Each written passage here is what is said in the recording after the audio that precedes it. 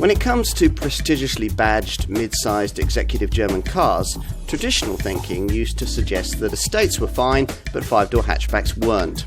Audi, however, hasn't made it to the top of the pile by traditional thinking, and in the last decade has turned such thinking on its head with its A5 Sportback, the second generation version of which has been significantly improved here with mild hybrid engineering and a classier, better connected cabin. Plus, of course, as ever, you get a double dose of Vorsprung durch Technik. So, what's Audi's idea of how a Gran Turismo-styled car of this size should drive? Well, very luxury-orientated, as you might expect. Certainly downsizing into an A5 Sportback from Audi's larger GT, the A7 Sportback, wouldn't be too taxing. In terms of what's been changed here, the key thing is Audi's adoption of mild hybrid engine technology, almost right across the board, with a 12-volt MHEV setup provided for virtually all the brand's four-cylinder engines. Otherwise, the engineering of this Mark II A5 Sportback is much as it was when we first saw it back in 2016, which means it's still primarily a front or four-wheel drive car in a segment still dominated by rear-driven rivals. This hasn't held this Audi back too much, though, in the past, and we don't expect it to be much of an issue with this facelifted version either. Potential customers for this car tend to prioritise comfort and refinement rather than on-the-limit handling, and this A5 continues to deliver impressively in both those areas. The only real caveat here lies with the firmer sport suspension that you have to have with the S-line trim level that most customers choose. Try before you buy is our advice. Now, we mentioned the mild hybrid technology. The only power plant that doesn't get that is the older tech 2-litre diesel fitted to the 190 PS 40 TDI quattro derivative.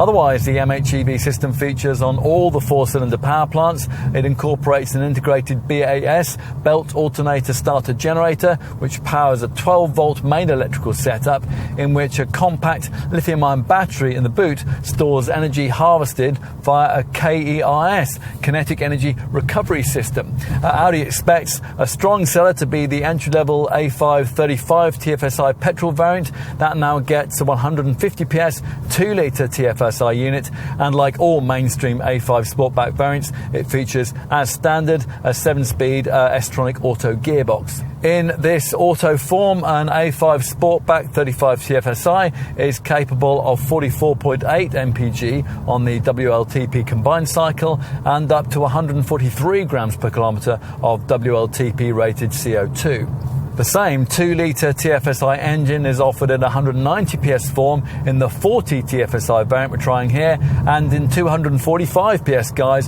in the 45 TFSI Quattro.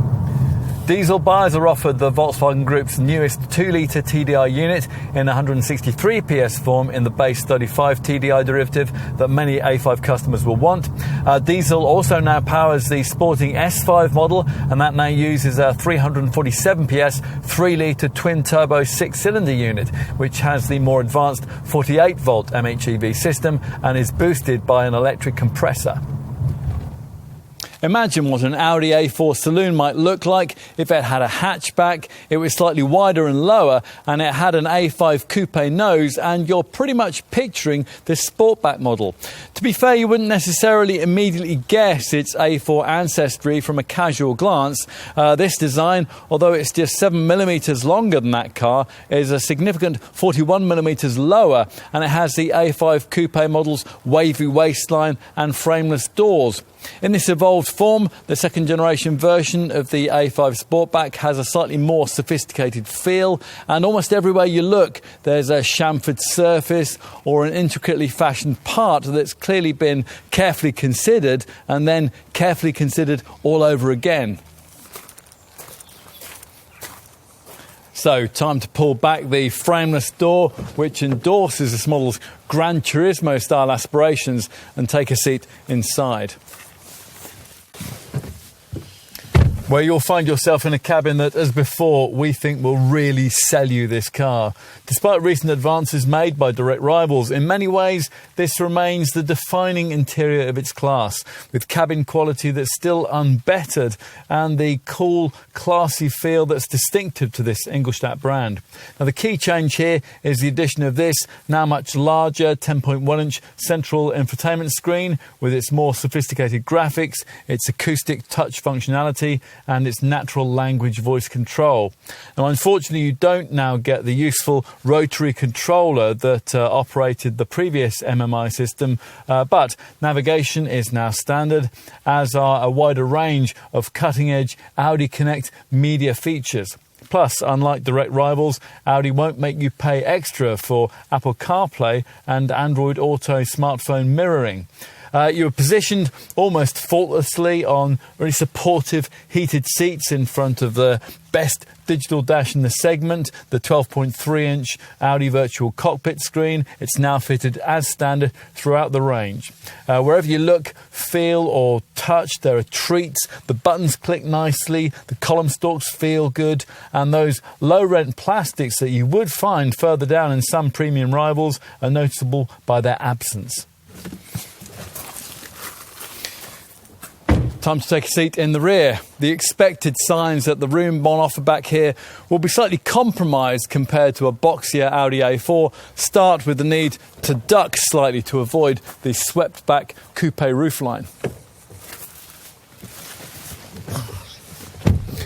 And once inside, that sleeker profile does indeed sacrifice a little headroom compared to a conventional premium mid-sized model, especially when a panoramic glass roof has been fitted. Still, those of average height should be fine, and the improvements in cabin space incorporated into the original version of this second generation A5 design help this Audi when it comes to leg space.